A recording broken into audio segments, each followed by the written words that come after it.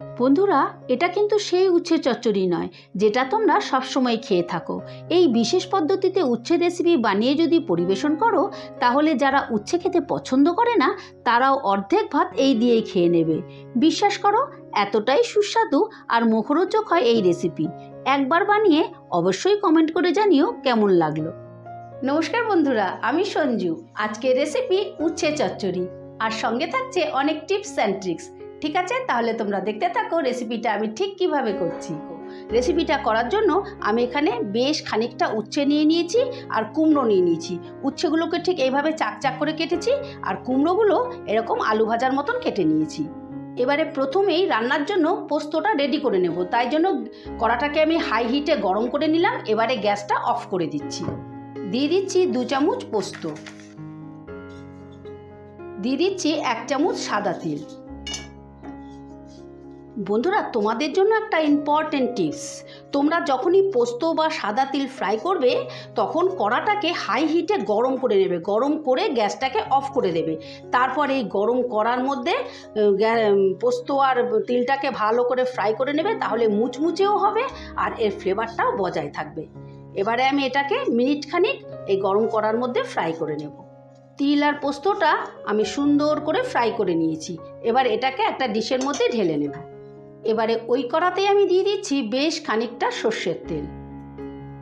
তেলটা গরম হয়ে গেছে, এবারে আমি উচ্ছেগুলো ভেজে নেব। দিয়ে দিচ্ছি অল্প একটু নুন, আর দিয়ে দিলাম অল্প একটু হলুদ।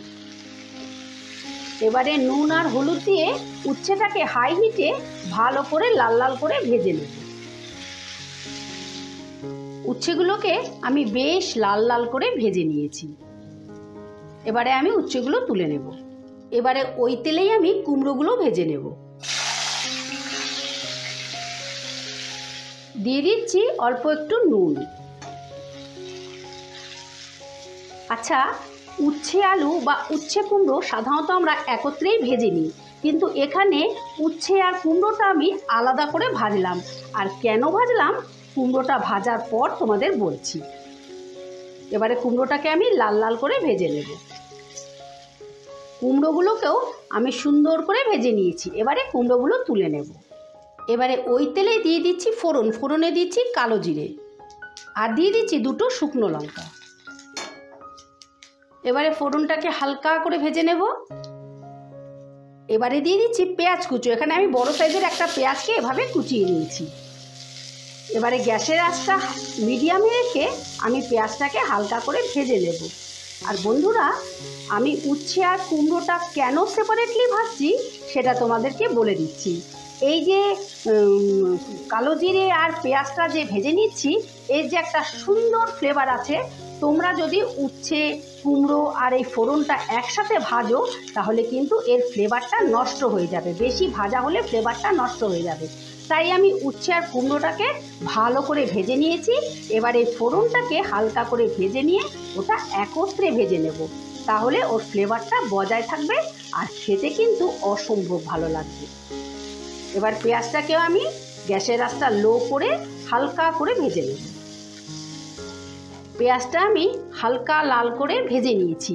এখানে কিন্তু নুন বা হলুদ আমি কিছুই দিলাম না, কারণ উচ্ছে আর কুমড়োতে নুন দেওয়া আছে। তোমরা অবশ্যই নুনটা টেস্ট করে নিও। এবারে দিয়ে দিচ্ছি 4টে চেরা কাঁচা লঙ্কা। কাঁচা লঙ্কাটা আমি আমার পছন্দ মতন দিলাম, তোমরা যদি পছন্দ না করো না দিলেও হবে। এবারে দিয়ে দিচ্ছি ভেজে রাখা উচ্ছে আর কুমড়ো। দিয়ে দিচ্ছি 1 চিমটি চিনি। অনেকে হয়তো উচ্ছেতে চিনিটা খেতে পছন্দ করে না, কিন্তু যেহেতু কুমড়ো দেওয়া আছে সেই জন্য আমি অল্প একটু চিনি দিলাম। এবার আবারও মিনিট খানিকের মতন আমি নাড়াচাড়া করে নেব। উচ্ছে আর কুমড়োটা আমি ভালো করে মিশিয়ে নিয়েছি। এবারে দিয়ে দিচ্ছি ভেজে রাখা তিল আর পোস্ত।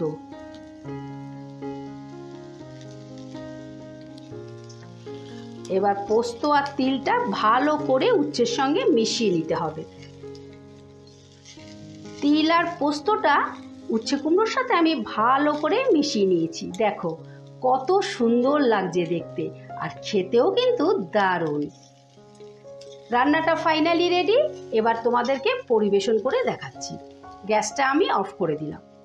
এই দেখো বন্ধুরা, উচ্ছে চচ্চড়ি ফাইনালি রেডি। আজকের ভিডিওটা ভালো লেগে থাকলে আমার চ্যানেলটা সাবস্ক্রাইব করে পাশে থাকার অনুরোধ রইল। আবার দেখা হচ্ছে নতুন কোনো ভিডিওতে। ঠিক আছে, টাটা।